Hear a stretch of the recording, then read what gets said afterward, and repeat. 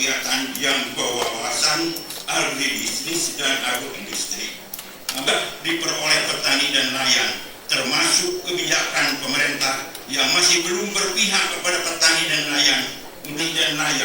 Dalam kegiatan usaha taninya, kelompok tani harus mampu mendimensiasi Sarasya Nasional tahun 2000. Kita menyambut gembira atas prakarya nasional yang akan dilaksanakan hingga tanggal 5 Juni. Permasalahan yang mereka hadapi, khususnya di dalam nilai ahli, yaitu manajer usaha tani ahli dan pengembang teknologi agribisnis. Untuk tani nelayan harus mampu mengembangkan jaringan kerjasama serta dengan pelaku agribisnis lainnya untuk memperluas jaringan bisnis usaha tani. Melalui upaya ini, maka petani dan nelayan untuk mencapai produktivitas dan efisiensi usaha tani yang lebih tinggi.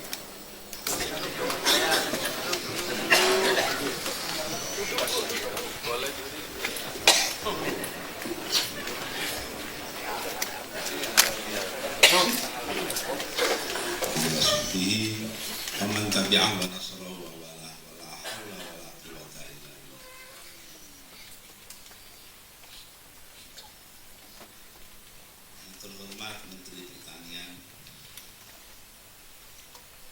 yang terhormat Bapak Wakil Gubernur Pak Soekarno dan anggota Kabupaten Cianjur, para peserta Rembuk Nasional dan mimbar Sarasya hasil bidang pertanian, yaitu Bapak. Jika saya datang menengok sekolah Fani menengah atas di Suakul, Ambarawa, maka beliau berkata kepada saya, terus menjadi petani. Saya jawab waktu itu, Pak, kebetulan saya turunannya orang petani. Kakek saya dari ayah maupun ibu adalah petani. Kalau bahasa Jawanya petani cekek. Karena itu Bapak tidak usah khawatir, memang dari dulu juga tai sapi bagi saya itu ada.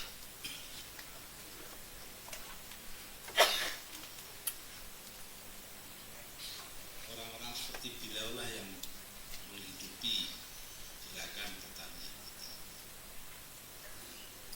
dan yang memberikan pengarahan kepada kita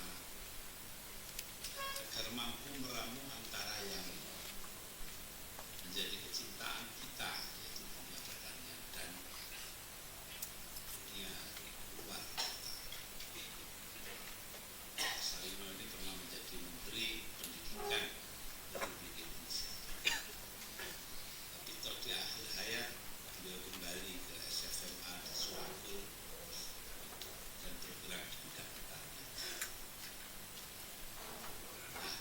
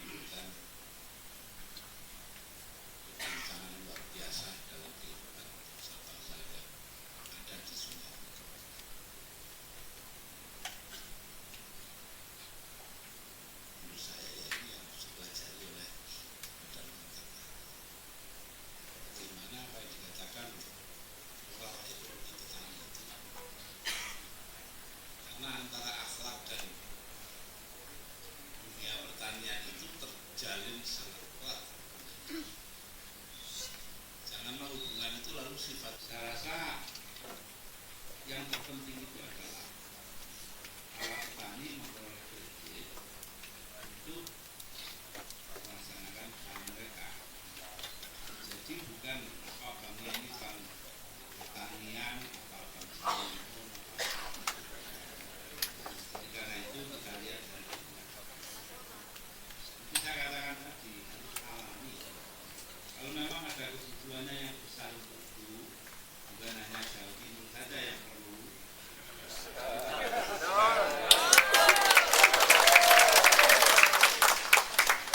Kalau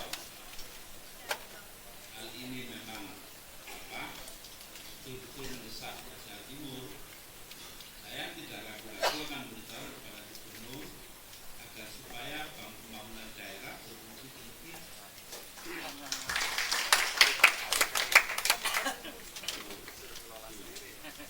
Dua, mengenai masalah gula. Masalah gula, pemerintah telah mengambil keputusan harga gula 2.600 per kilo. Ini kita pertahankan, sudah ditunjukkan masa-masa untung dan rugi.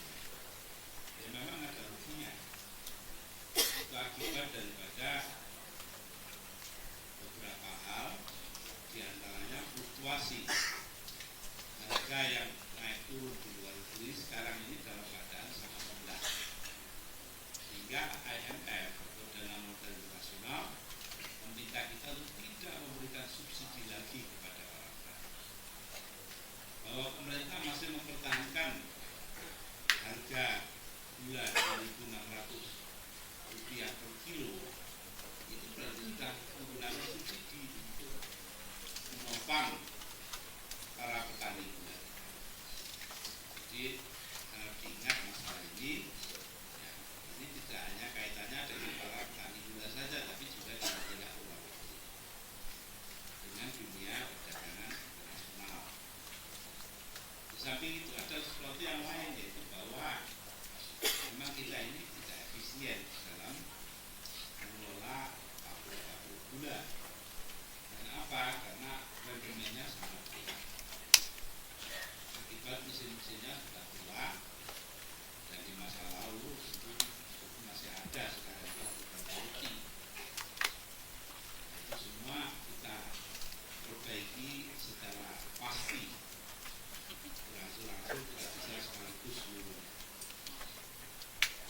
Mengenai Bojonegoro tadi itu petani tembakau, memang ini masih merupakan masalah, yaitu bagaimana perusahaan-perusahaan rokok kretek berhadapan dengan perusahaan-perusahaan putih yang dipimpin oleh BAT. Ini satu persoalan. Di antara perusahaan-perusahaan rokok kretek juga ada yang besar-besar seperti Bukalapak dan lain-lain. Di samping perusahaan-perusahaan rokok kecil yang umumnya ada di desa-desa. Karena itu saya juga sudah meminta kepada Menteri Keuangan menurunkan cukai untuk keperluan pabrik-pabrik kecil. Sekarang datang masalah apa itu namanya petani tembakau. Nah, perlu saya nyatakan di sini bahwa di samping memperbaiki pertanian yang sudah ada, hendaknya para petani tembakau kita itu menyadari juga bahwa dalam jangka panjang mereka itu ada dua kemungkinan. Pertama, mungkin harus melakukan upaya kata menjual tembakau kepada perusahaan besar. Ini tergantung kemampuan melakukan organisasi yang baik,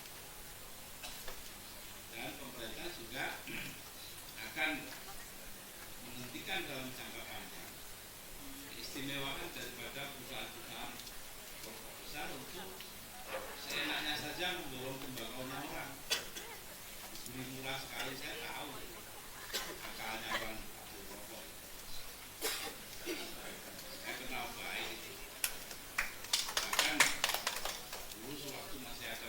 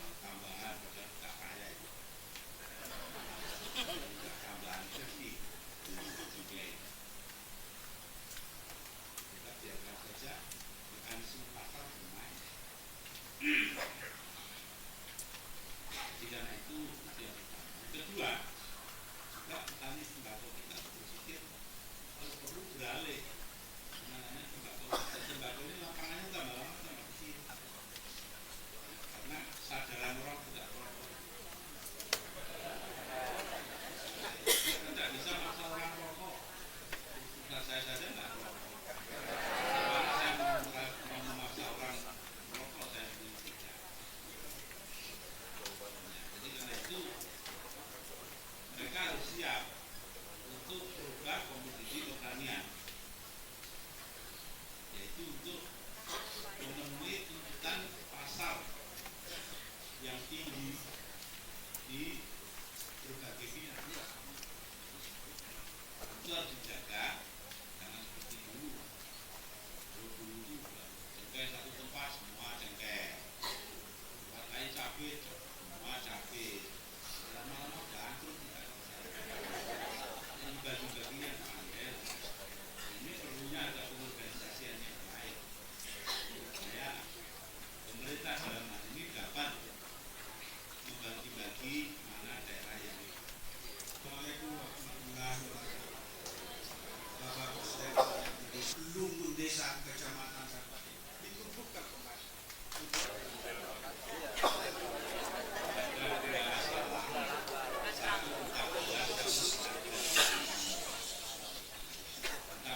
saya katakan tadi bahwa kita memang harus melakukan upaya-upaya untuk menahan jangan sampai harga beras jatuh.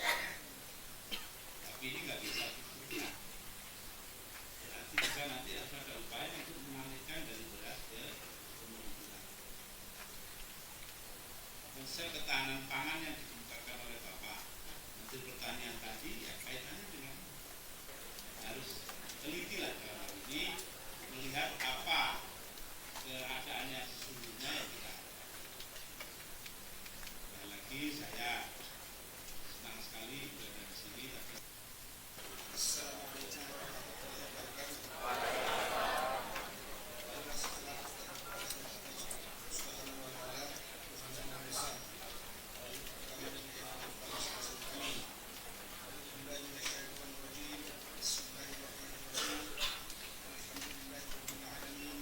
Selesai, selanjutnya Bapak Presiden berkenan meninggalkan tempat acara.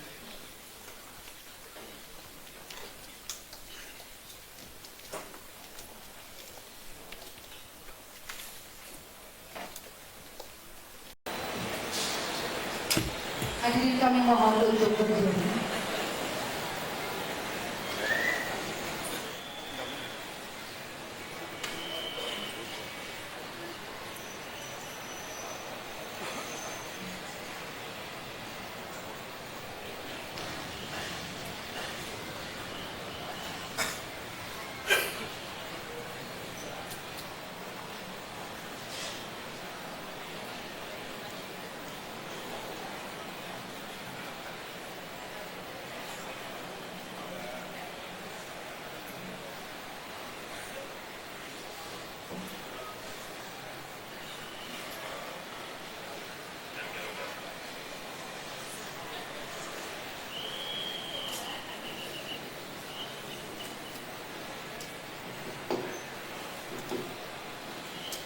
Hadirin dipersilahkan duduk kembali.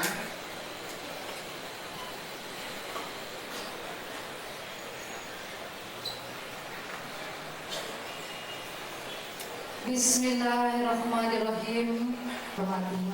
Assalamualaikum warahmatullahi wabarakatuh. Salam karena atas limpahan rahmat, nikmat dan karunia-Nya pada pemerintah dalam membantu para penyandang cacat agar memperoleh Indonesia stasiun-stasiun kereta api dan fasilitas umum. Para undangan dan hadirin yang kami hormati, diawali dengan laporan dalam rangka pencanangan Gerakan Aksesibilitas Umum Nasional 2000. Sungguh merupakan suatu maupun selaku Menteri Perhubungan yang menjadi tuan rumah acara ini atas dipilihnya stasiun kereta api Gambir. Tapi Gambir ini mudah-mudahan akan memberi makna.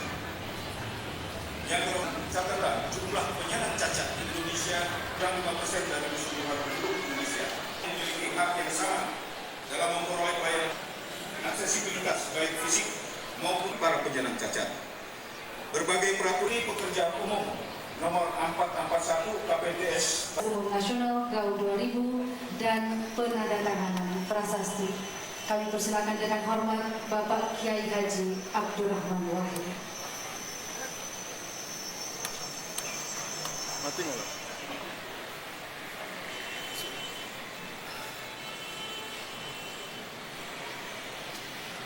Assalamualaikum warahmatullahi wabarakatuh. Bismillah, alhamdulillah, wassalatu wassalamu ala rasulillah Sayyidina Muhammad bin Abdullah wa ala alihi wa sahbihi wa man tabi'a wa nasaruhu wa wala wa la hawla wa la quwwata illa billah. Yang terhormat para menteri, yang terhormat Bapak Gubernur atau yang mewakili para hadirin dan hadirat, juga kepada kepala perwakilan yang ada di sini. Hari ini kita akan mencanangkan tahun 2000. Gerakan aksesibilitas umum nasional. Itu buat saya apa singkatannya GAUD. Saya ada jadi mikir-mikir kalau namanya sarung gitu ya.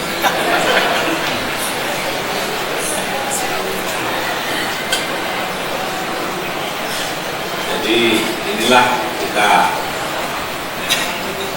kumpul di sini untuk melakukan upaya memperbaiki nasib kaum penderita cacat. Sudah bukan rahasia umum lagi, penderita cacat di negeri kita dianggap sebagai beban masyarakat, karenanya sama sekali tidak. Bahkan mereka dianggap sebagai orang yang berpenyakitan. Ini sudah umum, menjadi beban bagi kita semua. Sudah menjadi pandangan yang umum.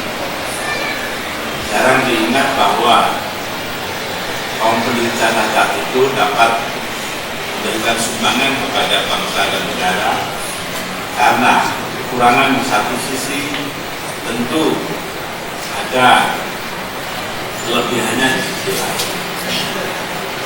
Ini sudah lama saya yakini kebenaran dari sebuah saja Arab.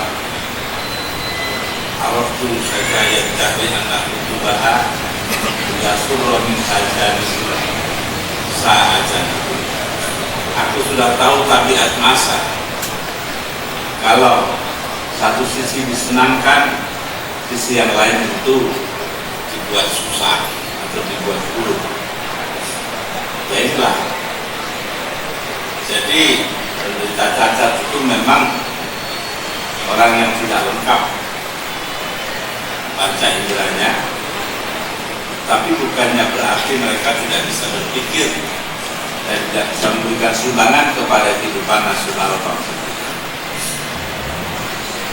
Inilah yang sangat disayangkan sikap yang terjadi selama ini. Karena kita bikin tahun 2000 sebagai permulaan bagi kita untuk memberikan perhatian dan sikap yang layak kepada para penderita cacat. Bahwa banyak yang dapat mereka sumbangkan kepada negara.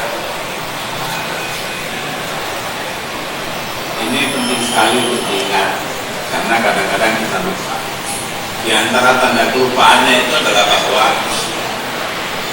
hampir-hampir tidak ada fasilitas untuk orang-orang penderita cacat di tempat-tempat umum kita. Ambil satu contoh, di Bali dan di Jogja, lapangan terbangnya tidak ada untuk kepentingan orang penderita cacat. Padahal di sana banyak para turis mancanegara datang ke sana. Di negeri masing-masing mereka dihormati begitu Pak. Tapi sampai di Indonesia dianggap menjadi beban. Karena kita lambat laun harus merubah sikap ini, mendidik kembali masyarakat kita. Sebab ini masalahnya adalah masalah pendidikan dan kesadaran. Itu saya merasa senang dengan adanya upaya untuk memberikan perhatian kepada pemerintah cacat sendiri. Harap diingat bahwa penderita cacat ini walaupun secara jasmani ada kekurangannya, tapi secara pemikiran dan emosi dapat memberikan sumbangan yang besar kepada negara dan bangsa. Sekali lagi saya nyatakan terima kasih kepada Pak Agung dan kawan-kawan yang telah mengambil prakarsa untuk memulai tahun 2000 yang pada hari ini dimulai dari stasiun Gambir di Jakarta. Sebuah coincidence atau dikatakan sebuah kebetulan yang dimulai itu stasiun Gambir, karena kerjaan ngurusi Gambir dipakai makan sirih dan dalam pekerjaan yang bisa dilakukan semua orang termasuk penderita cacat. Itu ya sekali lagi menyatakan selamat kepada para pengambil prakarsa tahun 2000 dan sekaligus di sini saya canangkan dimulainya gerakan aksesibilitas umum nasional 2000 sebagai bagian dari tindakan-tindakan bersama antara masyarakat dan pemerintah kita dengan ucapan Bismillahirrahmanirrahim.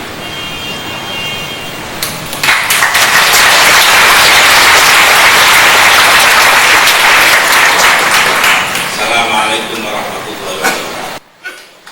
Selanjutnya dimohon mendampingi Bapak Presiden, Menteri Koordinator Bidang Kesejahteraan Rakyat dan Pengentasan Kemiskinan Bapak Basri Hasanuddin, Menteri Perhubungan, Direktur Utama PT Kereta Api Persero Bapak Edi Haryoto, dan Ketua Persatuan Penyandang Cacat Indonesia Bapak Kusbiono Sarwan Hadi.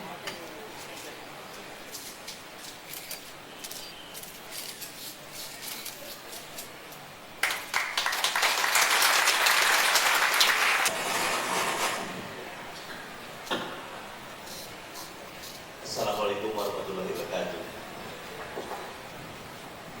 Bapak dan Ibu,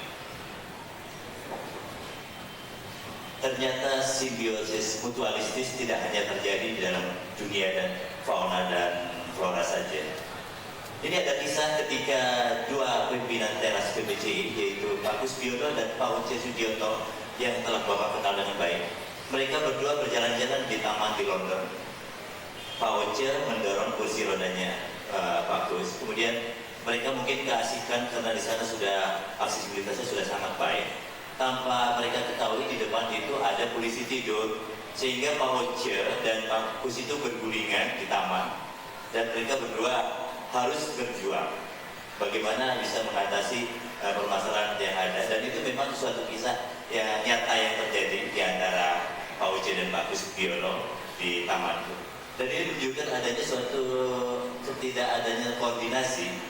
Karena itu pada saat Bapak memutuskan bahwa Departemen Sosial dilikuidasi, kami beranggapan bahwa selama ini selama 32 tahun, walaupun sempat saat itu Depsos bergelimang dengan SDSB, tapi ternyata penyandang cacat masih terpuruk.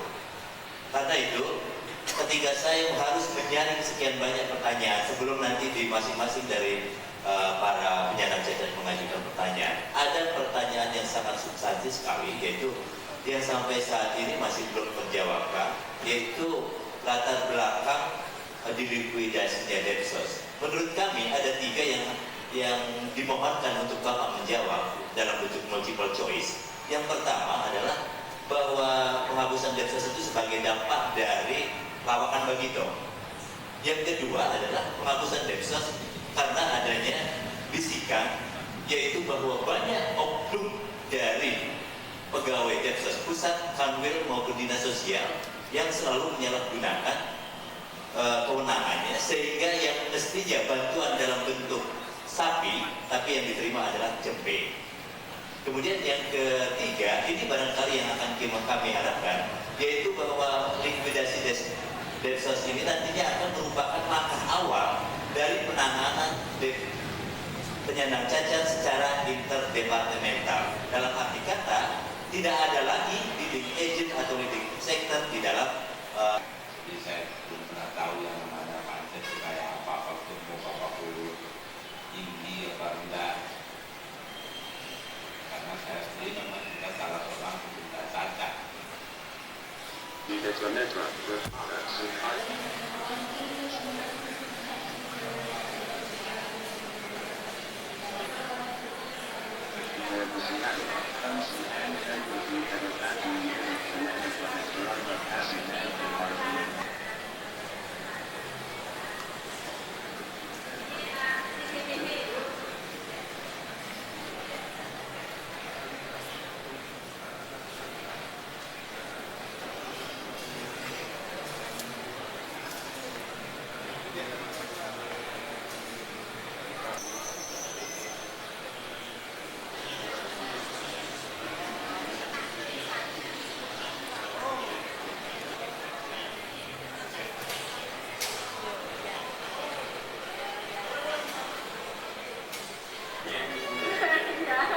Ini dari Kakak Tubuh.